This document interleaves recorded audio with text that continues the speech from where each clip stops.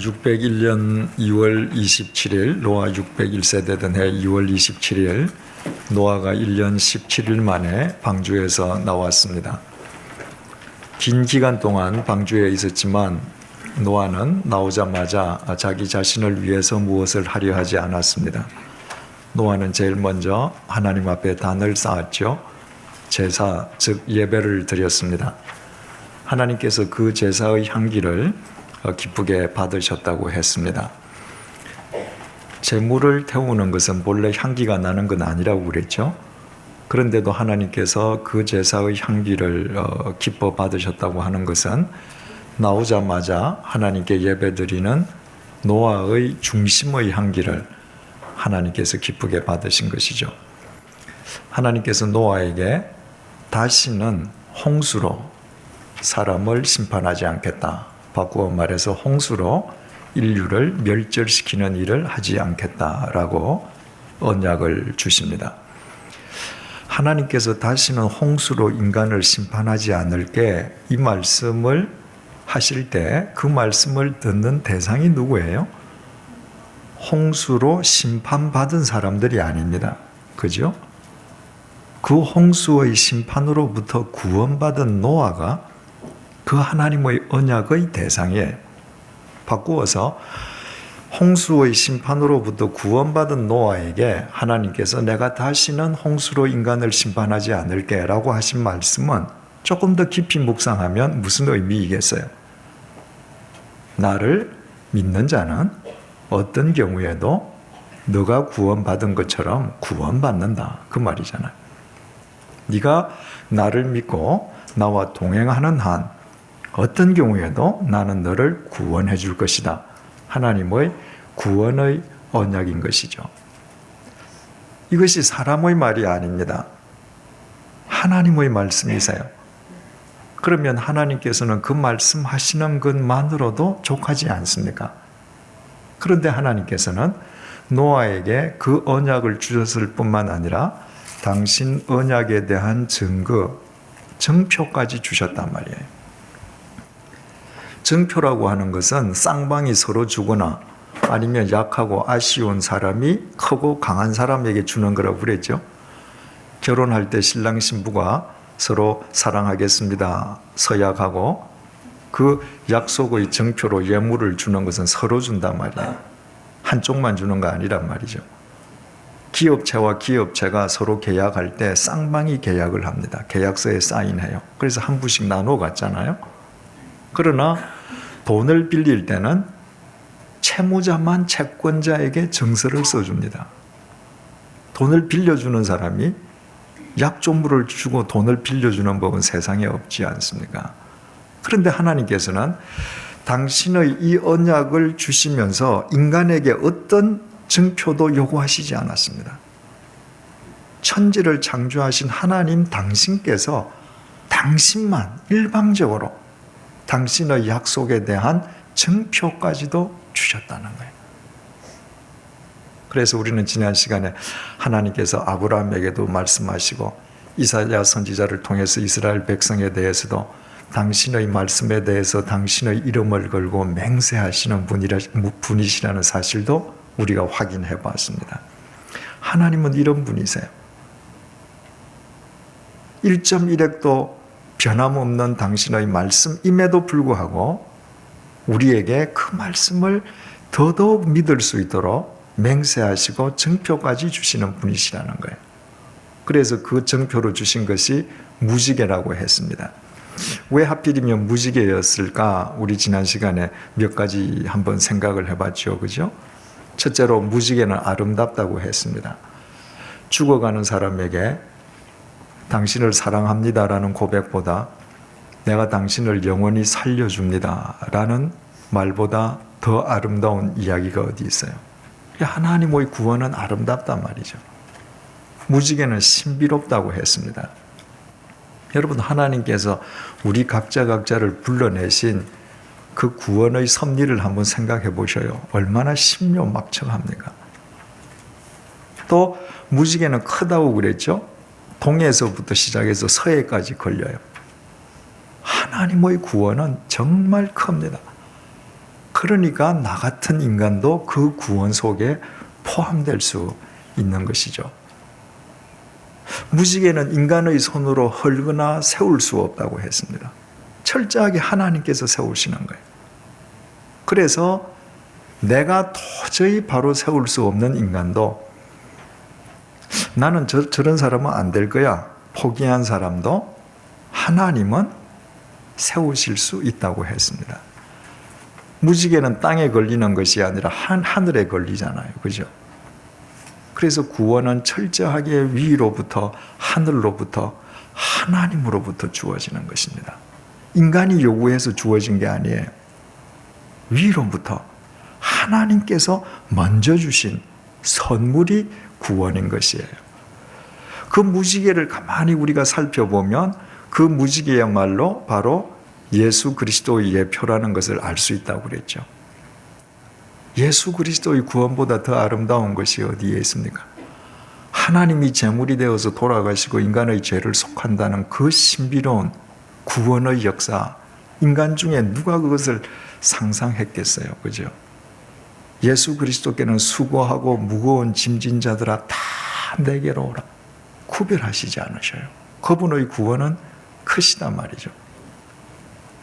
인간이 포기한 사람도 예수님은 세우실 수 있기 때문에 폭도였던 사울만 구원받는 것이 아니라 사울보다 더 못했던 우리 각자도 구원을 받는 거예요. 내가 이 구원을 먼저 알고 구원을 달라고 하나님께 간청했던가요? 아니에요. 주님께서 먼저 주신 거예요.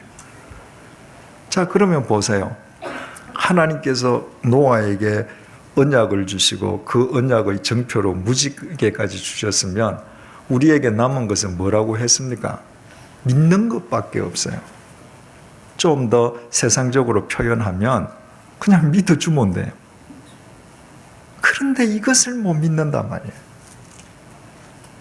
이것을 못 믿어서 자기 인생을 평생을 의미 없이 날려버린다면 그보다 더 어리석은 사람이 어디에 있겠습니까? 따라서 하나님의 이 무지개의 언약의 말씀을 내 심령 속에 새기고 하나님의 말씀을 쫓아 산다고 하는 것은 바로 하나님께서 우리에게 주시려는 새로운 미래와 희망의 실체로서의 내일을 얻는 유일한 길이라고 했습니다. 그 증거가 노아단 말이죠.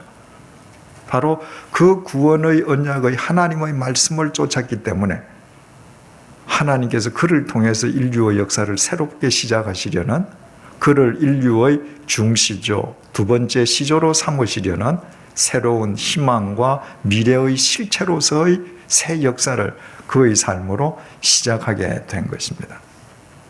자, 오늘 본문 18절을 보시겠습니다. 방주에서 나온 노아의 아들들은 셈과 함과 야벳이며, 함은 가나안의 아버지라. 노아의 이 세 아들로부터 사람들이 온 땅에 퍼지니라. 노아가 방주에서 나올 때 세 아들도 당연히 같이 나왔겠죠. 그죠? 그리고 이제 인류의 역사가 새롭게 시작하는데 바로 이 노아의 세 아들 셈, 함, 야벳으로부터 이제 모든 민족, 족속들이 지금 퍼져나가기 시작하는 거예요. 그런데 이 18절을 가만히 자세히 들여다보면 이 표현이 이제 끝까지 우리가 보던 표현과는 전혀 다른 표현이라는 사실을 알게 됩니다. 우리 6장으로 한번 되돌아가 볼까요? 6장 9절입니다. 이것이 노아의 족본이라. 노아는 의인이요 당대의 완전한 자라. 그는 하나님과 동행하였으며 세 아들을 낳았으니 셈과 함과 야벳이다. 지금 노아의 족보를 설명합니다. 족보니까 아버지 노아 이름이 있고 세 아들들의 이름이 족보에 등재되는 건 당연한 일이죠. 그죠? 이제 그 다음을 보십시다. 6장 18절. 그러나 너와는 내가 내 언약을 세우리니 너는 네 아들들과 네 아내와 네 며느리들과 함께 그 방주로 들어가라. 그 다음부터는 하나님께서는 노아에게 얘기하셔요. 그 다음에는 그냥 아들들입니다. 7장 1절. 여호와께서 노아에게 이르시되 너와 네 온 집은 방주로 들어가라. 여기에서도 아들들은 너의 온 집, 거기에 그냥 속해 있습니다. 7장 7절, 노아는 아들들과 아내와 며느리들과 함께 홍수를 피하여 방주에 들어갔다. 자, 노아는 아들들과 이렇게 되어 있죠. 13절, 곧 그날에 노아와 그의 아들 셈, 함, 야벳과 노아의 아내와 세 며느리가 다 방주로 들어갔고, 자, 오랜만에 셈, 함, 야벳 이름이 나왔는데 이것도 개별적인 독립체로서가 아니라 노아에 딸려 있는 식구로서 그냥 이름만 기록이 되어 있는 겁니다. 23절, 지면의 모든 생물을 쓸어버리시니 곧 사람과 가축과 기는 것과 공중의 새까지라. 이들은 땅에서 쓸어버림을 당하였으되 오직 노아와 그와 함께 방주에 있던 자들, 여기에서 아들 역시 함께 있던 자들, 집합명사로 처리되어 버렸습니다. 8장 16절, 너는 네 아내와 네 아들들과 네 며느리들과 함께 방주에서 나와라.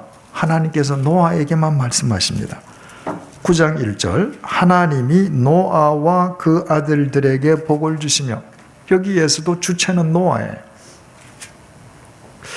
9장 8절, 하나님이 노아와 그와 함께한 아들들에게 말씀하여 이르시되, 여기에서도 노아는 이름이 밝혀져 있고 아들들은 그저 노아에게 속해 있는 존재들입니다. 그런데 9장 18절은 어때요? 방주에서 나온 노아의 아들들은, 노아의 아들들이 비로소 주어가 되었습니다. 노아의 아들들은 셈과 함과 야벳이며, 함은 가나안의 아버지였다. 그리고 그 뒤에 보면 22절, 가나안의 아버지 함이 함, 23절, 햄과 야벳이, 더 이상 노아의 아들이라는 수식어가 붙지 않습니다. 그 다음부터는 셈이, 함이, 야벳이 이렇게 되는 거예요. 여러분, 이것은 우리에게 참으로 중요한 사실을 깨닫게 해줍니다. 어떤 인간이든 이 땅에 태어나면 누구의 자식으로 먼저 불려요? 만약에 누구의 자식으로 불릴 수 없는 사람이라면 안타깝게도 고아입니다. 모든 인간은 이 세상에 누구의 자식이라는 명칭, 호칭으로 등장하는 거예요.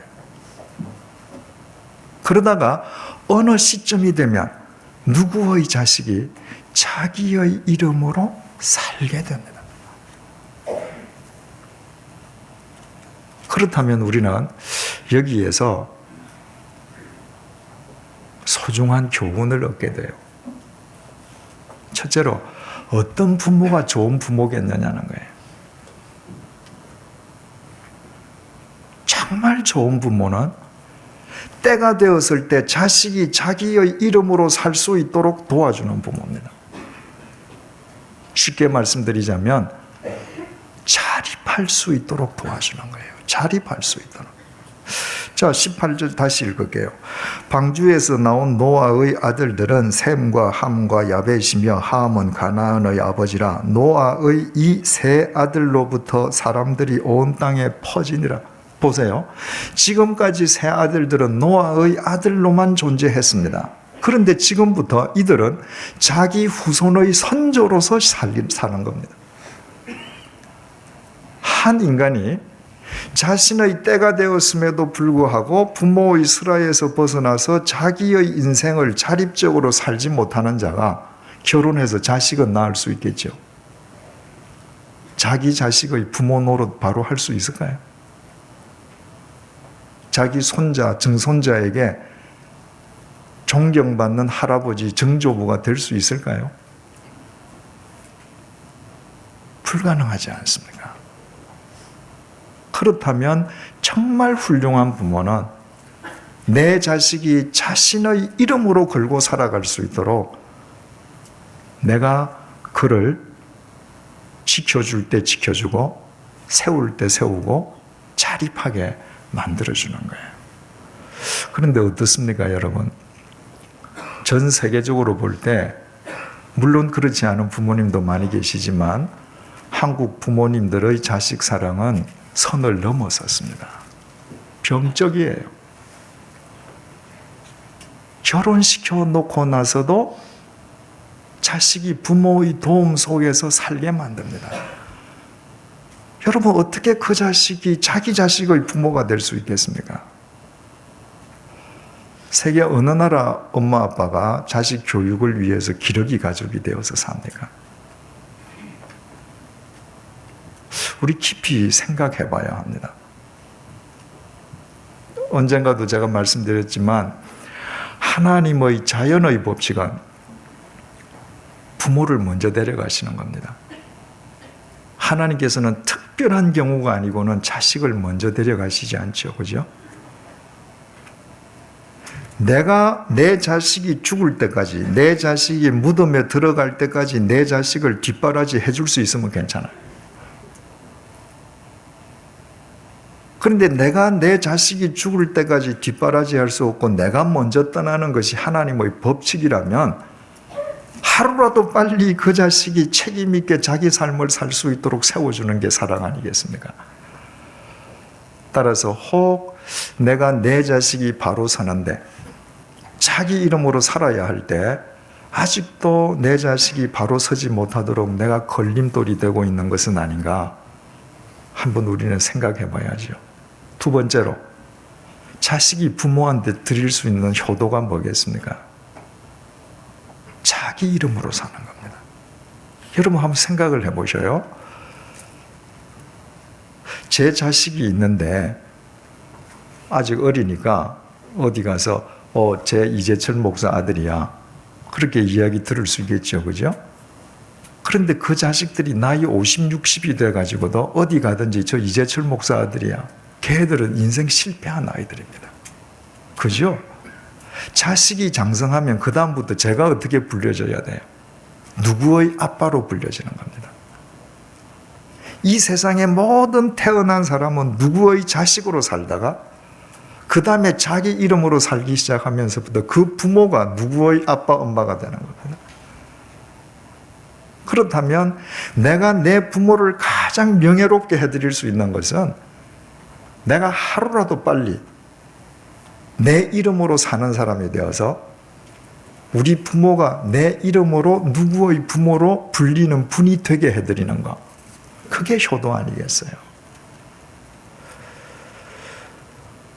베들레헴의 다윗이라고 하는 소년일 수도 있고 뭐 청소년일 수도 있고 청년일 수도 있겠죠. 그죠? 그런 젊은이가 있었습니다.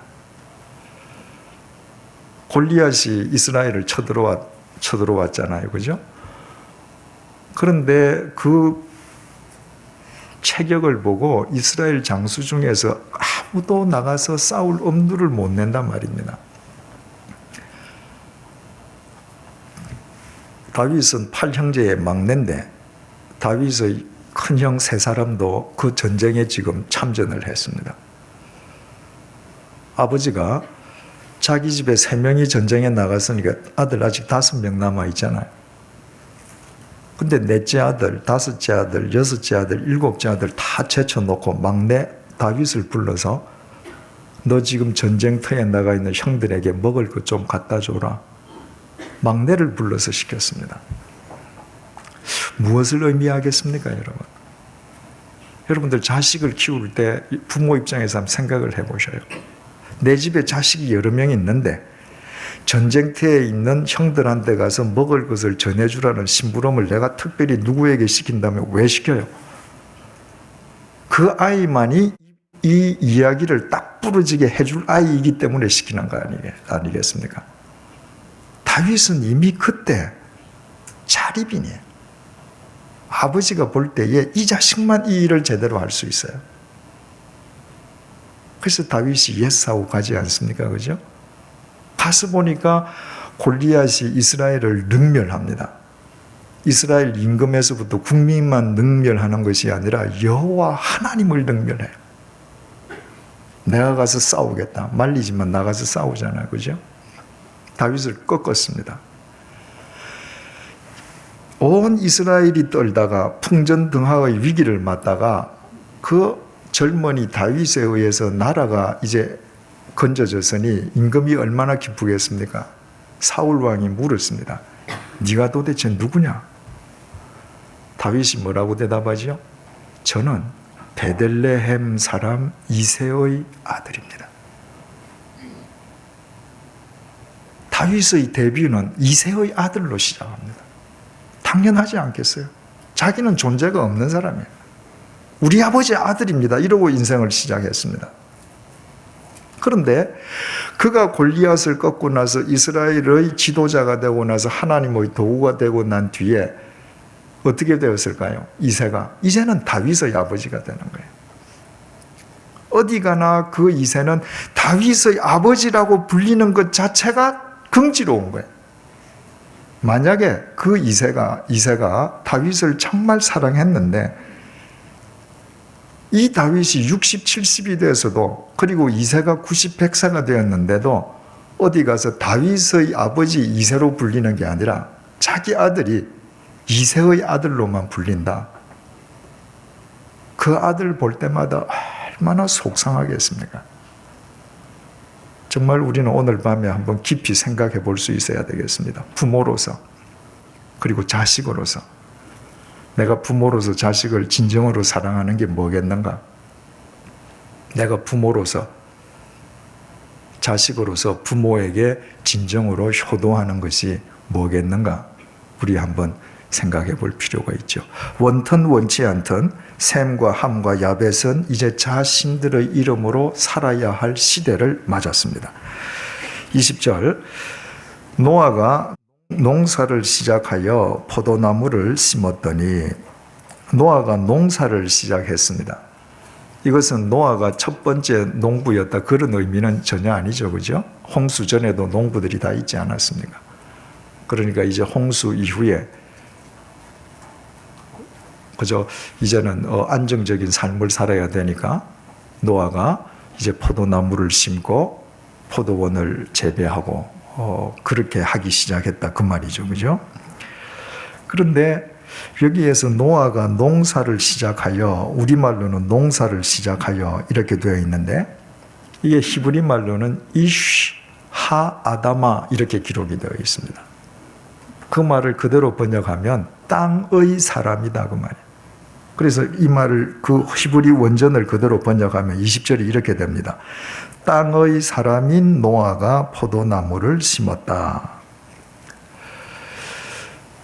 이 히브리 말로는 말이죠. 뭐 농사 짓는다, 씨를 뿌린다라고 하는 동사가 자라라고 하는 동사가 있습니다. 또 농부를 가리키는 히브리 말 구부가 있어요. 그런데 지금 이 본문에서는 농사를 짓는 노아를 가리켜서 이시하 아다마 땅의 사람이라고 불렀어요. 물론 구약 성경에는 다른 데에도 농부를 가리켜서 땅의 사람이라고 부른 데도 있긴 있습니다.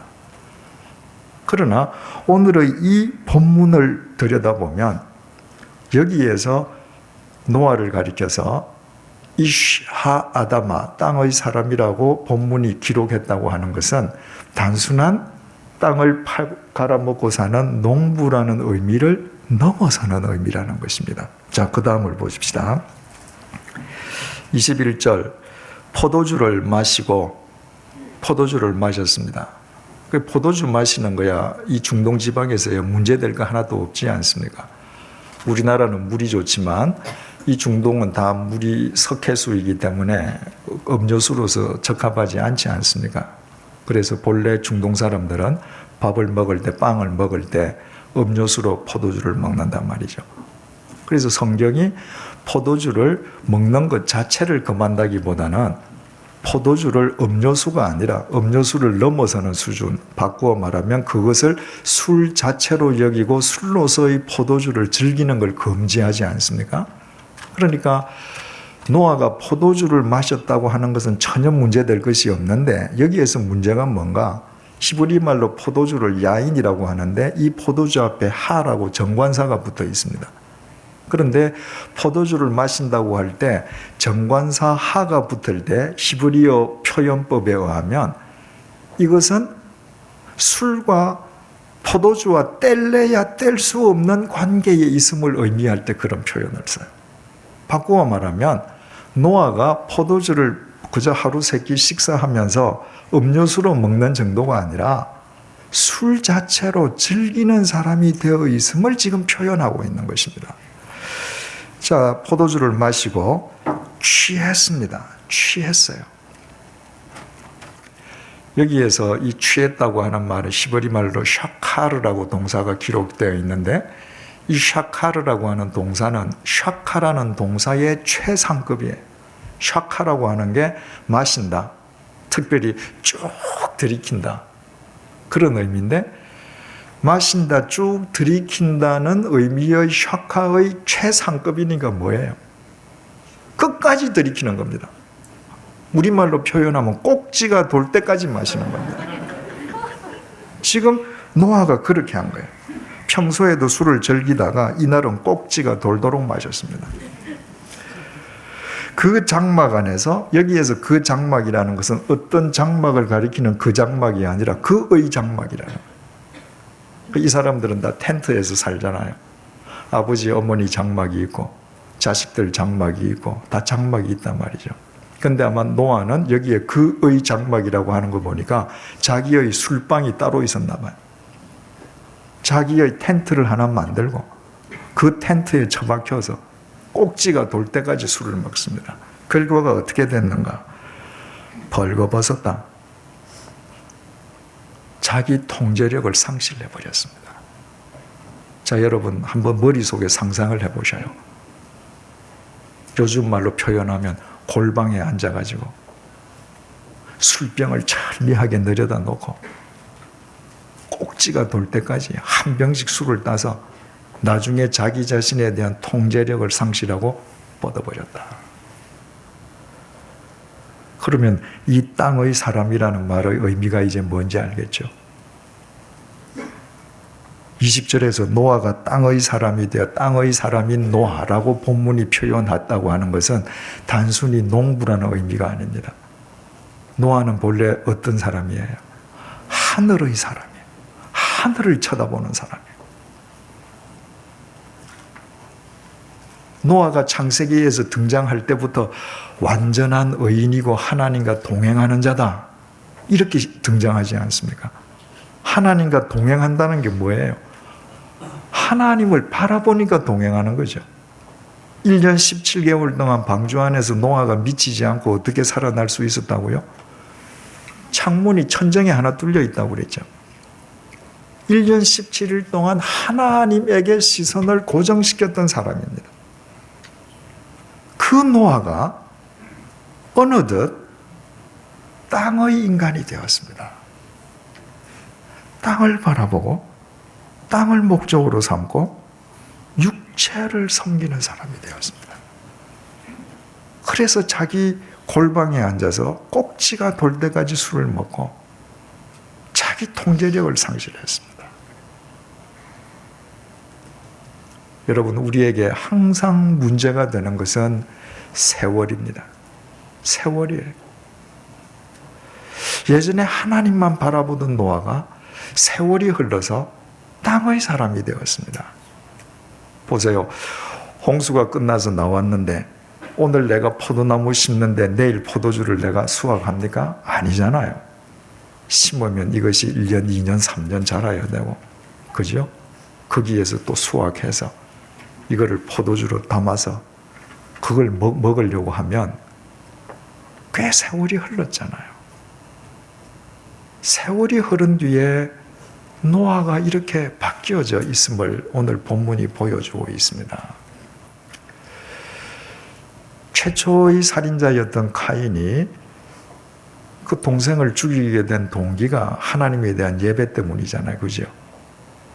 하나님께서 동생의 재물은 받으셨는데 내 재물은 안 받았다는 거예요. 그러면 우리가 하나님께서 예배를 안 받으셨다면 하나님 앞에 무릎을 꿇고 왜 하나님 안 받으셨습니까? 여쭈어야 하는데 그 순간에 카인의 안색이 바뀌었단 말입니다. 그건 뭘 의미해요? 지가 하나님이 되어 있는 거죠. 아니 내가 이거 주면 당연히 당신 기쁘게 받아야지. 왜 당신은 안 받는 거야? 그러니까 예배의 포커스가 하나님께 맞춰져 있는 것이 아니라 가인 자기에게 맞춰져 있죠. 중요한 것은 그 가인의 범죄를 전하는 창세기 4장 3절이 뭐라고 시작합니까? 세월이 지난 후에 이렇게 시작합니다. 가인과 아벨도 어릴 때는 안 그런 겁니다. 가인도 어릴 때는 겸손하게 하나님을 바라보고 하나님에게 정말 신령과 진정으로 예배드리던 사람이에요. 세월이 지나고 나니까 가인이 그렇게 바뀌었습니다. 여러분, 하나님을 바라보던 사람들이 세월이 지난 뒤에 하나님을 바라보지 않는다. 이걸 성경적인 다른 용어로 표현하면 뭐죠? 그게 교만입니다. 교만이 뭔가? 내가 사람 앞에서 목이 곧게 행동하는 것인가? 아닙니다. 사람 앞에 얼마든지 머리를 숙이고 겸손하게 언행을 하면서도 하나님 앞에서 교만한 인간은 얼마든지 있을 수 있어요. 하나님 앞에서의 교만은 자기 마음속에 하나님께서 거할 공간을 자꾸 없애는 거예요. 내가 하나님이 되는 거죠. 그건 세월과 밀접한 관계에 있습니다. 왜 그렇죠? 세월이 흐르면요, 어린아이가 어른이 됩니다. 세월이 흐르면요, 지위가 높아져요. 세월이 흐르면요, 가진 게 많아지게 됩니다. 세월이 흐르면요, 없던 수하 사람이 생겨요. 그래서 내가 하나님을 의뢰하기보다는 내 마음에 하나님이 거하실 수 있는 공간을 내 스스로가 자꾸 없앱니다. 그리고 그 자리를 온통 내가 차지하는 것이죠. 카인도 그랬고 지금 노아도 그런 상황입니다. 여러분, 세월은 아무리 멈추어라고 해도 중단하지 않고 흘러갑니다. 2008년 2월 13일 오늘 하루도 흘러갔잖아요. 이제 3시간 지나면 다시 오지 않습니다. 우리는 매일매일 세월의 흐름 속에서 살아가는데 이 세월의 흐름이 우리의 영적 성숙의 은혜가 되게 할 것인가? 나를 교만하게 하는 독약이 되게 할 것인가? 그것은 다른 사람에게 달려있지 않습니다. 철저하게 나에게 달려있습니다. 그렇다면 이 세월의 흐름을 나의 영적 성숙을 위한 하나님의 은혜로 삼을 수 있는 사람은 누구이겠는가? 한 사람이죠. 저분을 바라보고 사는 사람입니다. 저분을 바라보면요, 내가 저분에게 시선이 맞춰져 있는 한은 저분만 바라보면 나는 항상 개미보다도 작아요. 교만할 틈이 없습니다. 그런데 저분으로부터 시선만 제치면, 외면하면 그 순간부터 내가 왜 그렇게 커져요? 골리앗이 되는 겁니다. 그래서 우리는 정말 그분을 바라보면서 솔로몬이 젊었을 때 그의 1000번제를 받으시고 내가 너에게 뭘 해줄까 할 때 솔로몬이 하나님 저는 작은 아이입니다. 그런 마음으로 살아가십시다. 그런데 솔로몬도 나중에 지위가 높아지고 세월이 흐르니까 자기가 하나님이 되는 어리석음을 범하지 않았습니까? 22절, 가나안의 아버지 함이 그의 아버지의 하체를 보고 밖으로 나가서 그의 두 형제에게 알렸다. 그 노아의 이제 아들 가운데에 함이 잘못한 그 내용을 밝혀주는 본문이에요. 그런데 함에 대해서는 여기 가나안의 아버지 함, 그 아들 이름이 자꾸 나와요. 18절, 방주에서 나온 노아의 아들들은 셈과 함과 야벳이며 함은 가나안의 아버지다. 계속 지금 이 본문 속 단락 속에서는 함은 가나안의 아버지인 걸 강조해요.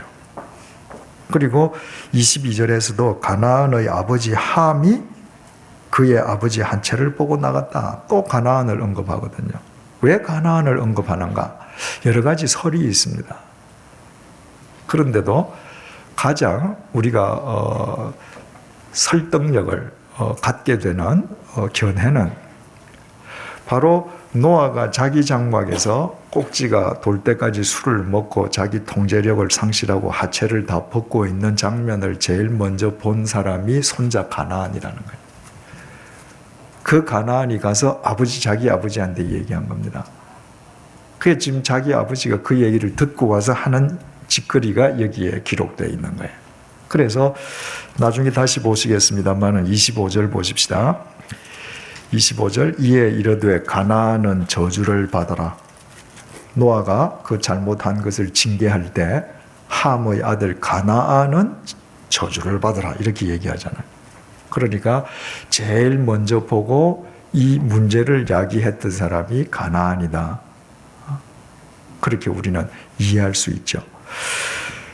22절 가나안의 아버지 함이 그의 아버지의 하체를 보고, 우리 한글로 이 성경을 보면 이게 뭐 대단한 일 같지 않아요. 그저 가서 봤다 이러니까. 그런데 보고라고 우리말로 번역된 이 히브리 동사가 히브리 말로 라아라고 기록이 되어 있는데, 이 라아라고 하는 것은 그냥 한번 썩 봤다 이 말이 아닙니다. 막 눈을 씻어가면서 주도 면밀하게 보고 나아가서 즐기는 것을 의미합니다. 그래서 주경학자 가운데에서는 이 라아가 함이 아버지의 벗은 모습을 보고 변태적인 성행위를 했다라고 해석하는 분들도 계십니다. 여러분, 단순히 그냥 봤다, 이건 뭐 아버지가 그렇게 화낼 일이 있겠습니까? 그죠? 그 히브리 라아라고 하는 동사가 갖는 것처럼 우리가 본다는 우리말 의미 이상이 있기 때문에 이게 문제가 되는 거 아니겠느냐 말이에요. 22절 가나안의 아버지 함이 그의 아버지의 하체를 보고, 일을 보고, 행한 일을 보고, 그러니까 단순하게 본 정도는 아니다 그거죠. 그죠? 뭔가 하여튼 인륜을 벗어나는, 당시의 기준으로 볼 때 인륜을 벗어나는 짓을 했죠. 보고 밖으로 나가서 그의 두 형제에게 알렸다. 여기에서 알리다 하는 나가드라고 하는 히브리 말은 선포했다, 선포한다. 그러니까 뭐 조용조용하게 얘기하는 게 아니라 아주 그냥 우리말로 나발을 부는 걸 의미합니다. 또 배신한다는 말이 있어요. 이 말 뜻은 아버지와의 사이에서 지켜야 될 윤리를 배신했습니다. 또 이 나가드라고 하는 단어는 해설한다는 말이에요. 마치 무슨 비밀스러운 걸 남에게 아주 일목요연하게 이야기해 주듯이 과장해가면서 아주 상세하게 이야기를 했다는 거예요. 그러니까 하여튼 함은 아버지의 벗은 하체를 보고 당시의 인륜으로서는 용인될 수 없는 행위를 했습니다. 그리고 덮은 것이 아니라 나가서 마치 그것이 자랑이냐, 형제들에게 그것을 마구 퍼뜨렸단 말이죠. 요즘 말로 간단하게 표현하면 함이 잘못한 것은 보고서도 안 한 거죠. 뭔가 잘못된 것을 봤으면 할 일을 해야 되잖아요. 보고서도 할 일은 하지 않고 해서는 안 될 짓을 행한 사람이에요. 23절 셈과 야벳이 옷을 가져다가 자기들의 어깨에 메고 뒷걸음쳐 들어가서 그들의 아버지의 하체를 덮었으며 그들이 얼굴을 돌이키고 그들의 아버지의 하체를 보지 아니하였더라. 함이 라아 한 것과는 정반대죠. 셈과 야벳은 함으로부터 이야기를 듣자마자 아버지가 벗어둔 옷을 취해서 그것을 어깨에 메고 뒷걸음질 쳐서 아버지의 장막으로 들어갔습니다. 왜? 앞으로 걸어가면 아버지의 수치스러운 것을 볼 수 있으니까.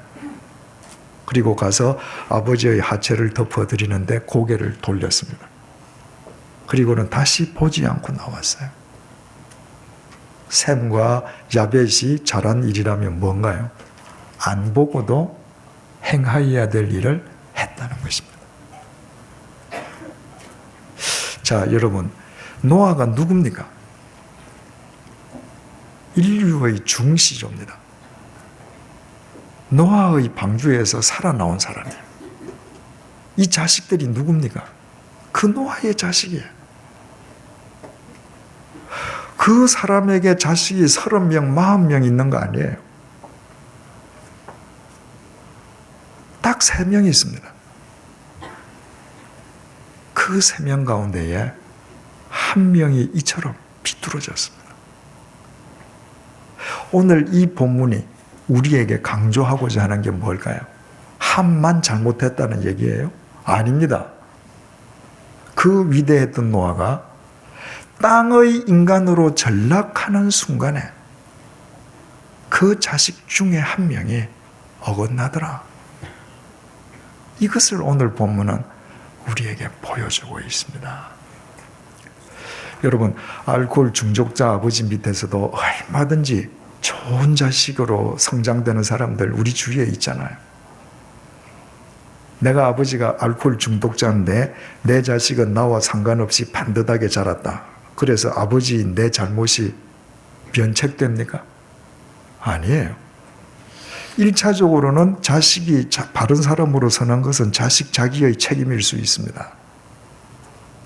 그러나 만약에 자식이 잘못된다면 원초적으로 그 상황을 제공한 사람은 아버지잖아요. 부모잖아요. 그러니까 자식이 반듯하게 세워졌다고 해서 부모가 잘못 산 자기 삶에 대한 면책이 되는 건 절대 아닌 것이죠. 더더욱 노아처럼 그가 땅의 인간으로 전락함으로 인해서 한 자식의 삶이 비뚤어졌음을 성경이 보여준다. 이거 얼마나 가슴 아픈 일입니까? 우리가 창세기 5장을 볼 때 5장 22절에 에녹의 이야기가 나오잖아요. 에녹은 뭘 잘했다고요? 300년 동안 동행하면서 하나님과 동행하면서 자식을 낳았다. 1년에 한 명씩 낳았다는 말이 아니라 그랬죠. 300년 동안을 바른 자식을 위한 믿음의 이정표가 된 겁니다. 여러분, 그게 얼마나 위대한 일입니까? 얼마나 그것이 위대한 일이면 하나님께서 에녹으로 하여금 죽음을 보지 않고 하나님 나라에 승천하는 첫 번째 사람의 영광을 입게 해 주셨겠습니까? 아까 말씀드렸죠. 모든 인간은 누구의 자식으로 태어나지만 자기 때가 되면 자기 이름으로 살아야 합니다. 그러면 부모와의 관계는 단절되는가? 아닙니다. 부모는 자식이 자기 이름으로 살고 어느 순간부터는 누구의 부모로 불려진다 할지라도 부모의 역할은 변함없는 믿음의 이정표로 서 있는 것입니다. 그래서 자기 인생을 살던 자식이 어느 날 불현듯이 이때 내 아버지라면 하고 아버지를 쳐다볼 때 아버지가 그 자리에서 꿋꿋하게 바른 진리의 모습으로 서 있는 것만으로 자식들은 답을 얻습니다. 그런 아버지는 이 세상을 떠나서 하나님 나라에 입성한 뒤에도 그가 놓은 모든 족적이 자식을 위한 이정표가 되는 것입니다. 에녹은 그런 사람이었던 것이죠. 따라서 노아가 하나님만 바라보던 삶에서 땅을 목적으로 삼고 한 자식의 인생을 망치게 되었다. 참으로 제3자의 입장에서 볼 때 아쉬운 일이 아닐 수 없고 부모의 입장에서 볼 때 이것은 절대 노아만의 이야기가 아니라 어느 누군가의 자식의 아버지 어머니인 내 자신의 문제일 수 있다는 사실을 잊지 말아야 되는 거죠. 24절 노아가 술이 깨어 드디어 꼭지가 돌도록 마시고 자기 통제력을 상실했던 노아가 술이 깼습니다. 이때 기분이 어땠을까요? 이때 기분 되게 안 좋습니다. 전 알아요. 이 통제 불능이 될 정도로 술을 먹었다가 아침에 깨면요. 정말 기분 나빠요. 다 아시죠? 몸과 정신, 마음 다 찌부듯하고요. 그리고 기분이 언짢습니다. 왜냐하면 내가 또 마셨구나. 내 몸과 마음은 찌뿌듯한데 내가 어제 술을 마셨던 것 자체에 대해서 내가 언짢다. 기분이 안 좋다. 이건 뭐예요? 내 육신과 마음은 찌뿌듯하고 힘들지만 그 순간에 내 영혼이 잠시 깨는 겁니다. 영혼이 깨면요, 이게 얼마나 어리석은 짓인지 알아요. 근데 이상하죠? 아침에 자고 깨서 분명히 기분이 언짢고 내가 또 마셨구나 이랬는데 12시 점심 먹고 3시, 4시, 5시 되고 눈이 반짝반짝해지면 또 술 먹으려 한단 말이죠. 그건 왜 그래요? 내 육체와 정신이 깬과 동시에 내 영혼이 짓눌리는 겁니다. 바꾸어 말하면 영혼이 육체를 지배하는 삶을 살아야 되는데 영혼이 육체에 짓눌려 사는 거예요. 그러니까 그 육체가 완전히 힘을 잃으면 영혼이 잠시 반짝해서 후회하고, 이 육체가 힘을 받으면 영혼은 자기 자리를 지킬 수가 없어지는 겁니다. 말하자면 육체를 주인으로 섬기고 살면 그렇게 되는 거예요. 그래서 노아도 이때 깨어서 기분이 분명히 안 좋았을 거예요. 노아가 깨어서 그 작은 아들 주 1번이죠. 그 보니까 둘째 아들 함이 자기에게 행한 일을 알았습니다. 이때 노아는 인사불성이었잖아요. 그죠? 그런데 노아가 알게 되었습니다. 여러분, 세상의 인간도 자기 인사불성 때에 무슨 일이 있었는지 알게 되거든요.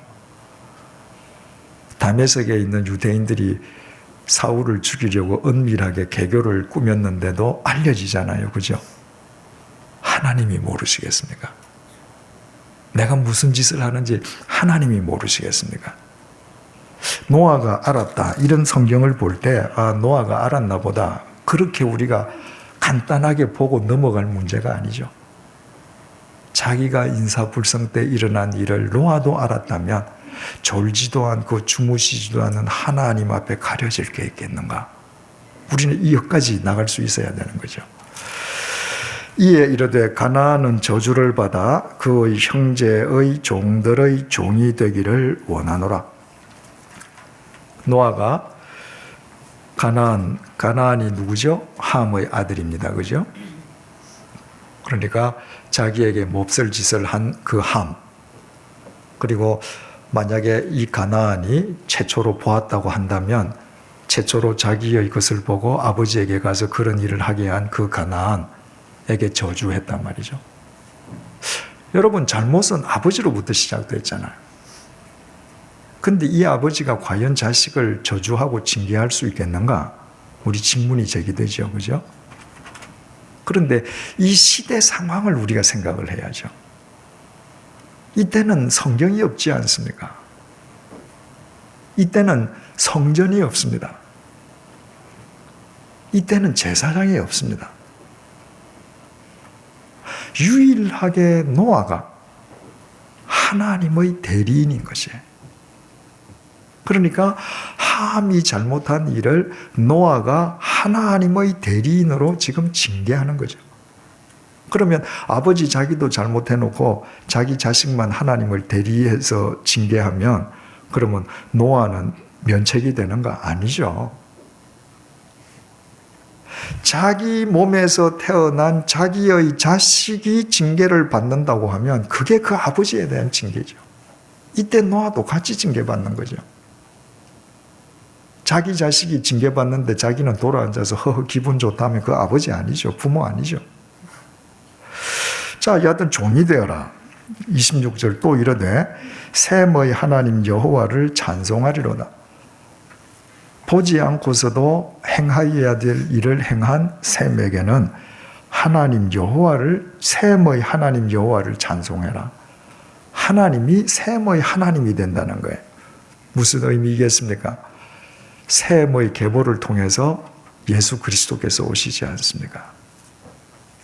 그래서 그 하나님이 셈의 하나님이 된다는 의미로 셈을 축복을 해줬습니다. 그리고 가나안은 셈의 종이 되라. 함의 후손들은 바로 셈의 종이 되어라. 27절 하나님이 야벳을 장대하게 하사 야벳의 후손들은 장대함을 얻으라. 셈의 장막에 거하게 하시고 여기에서 셈의 장막에 거한다고 하는 것은 영적 은총을 함께 나누라는 겁니다. 그 셈이 받는 영적 은총을 함께 나누라는 거예요.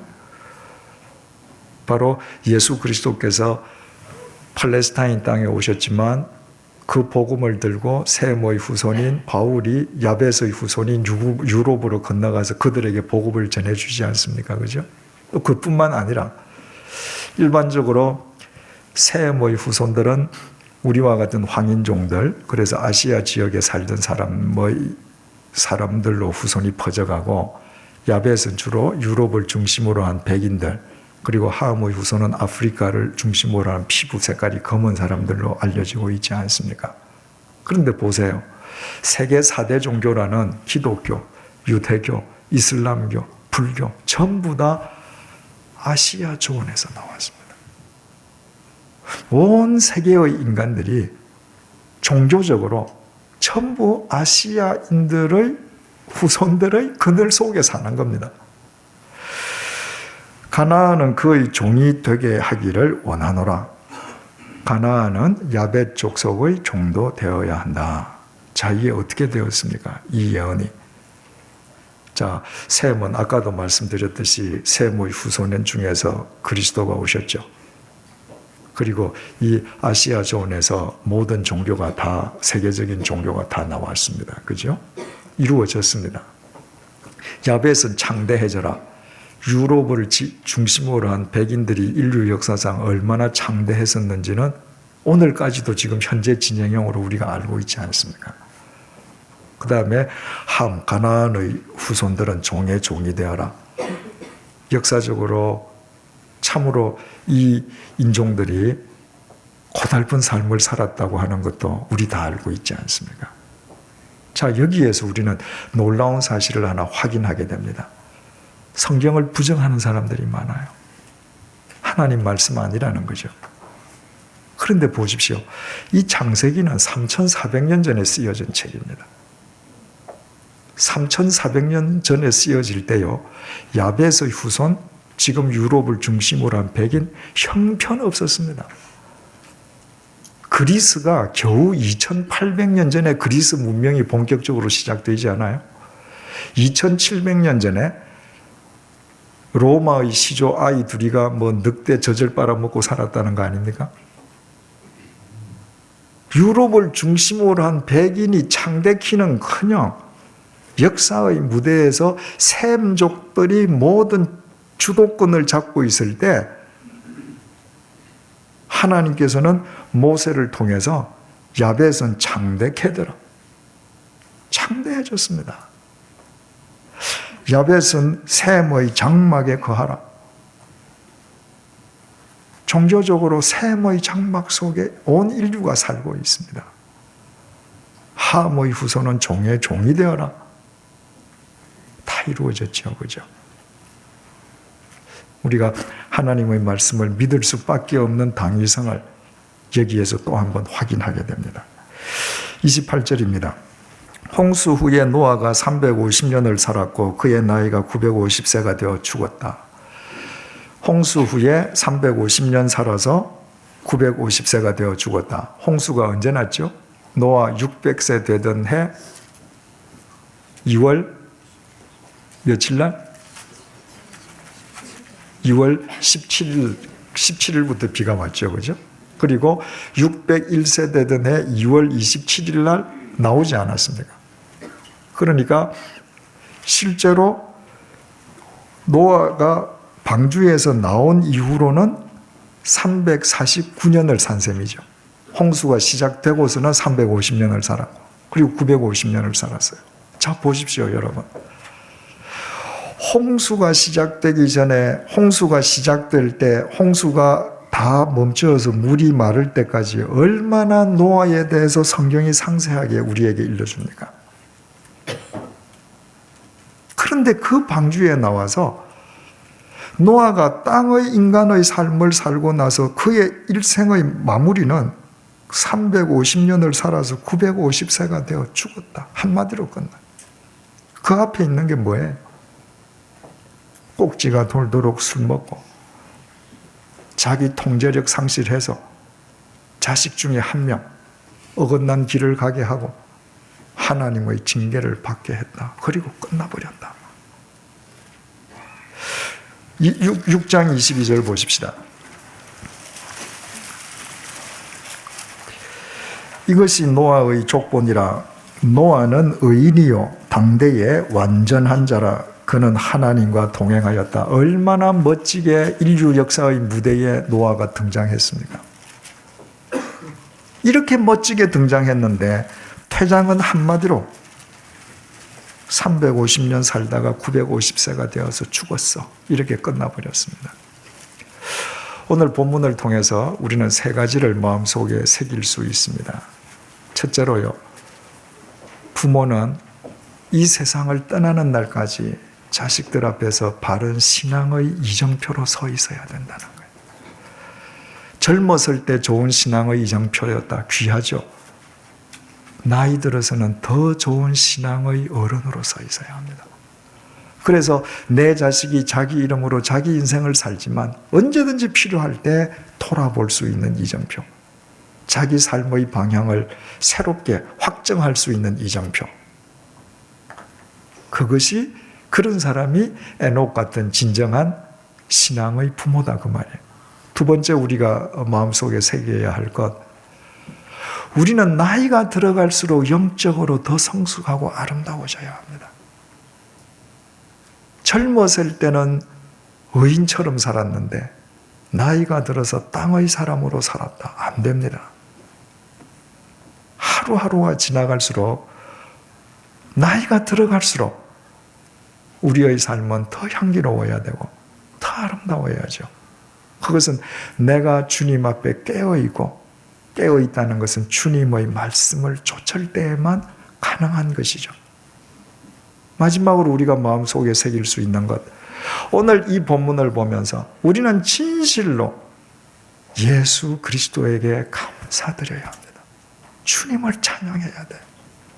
여러분, 노아 같은 인간, 그 당대의 의인도 막판에 이런 실수를 했다. 그러면 우리 같은 인간이야 두말할 필요도 없지 않겠어요? 그런데 우리를 위해서 그분이 먼저 와주셨습니다. 그분이 우리를 구원해 주셨어요.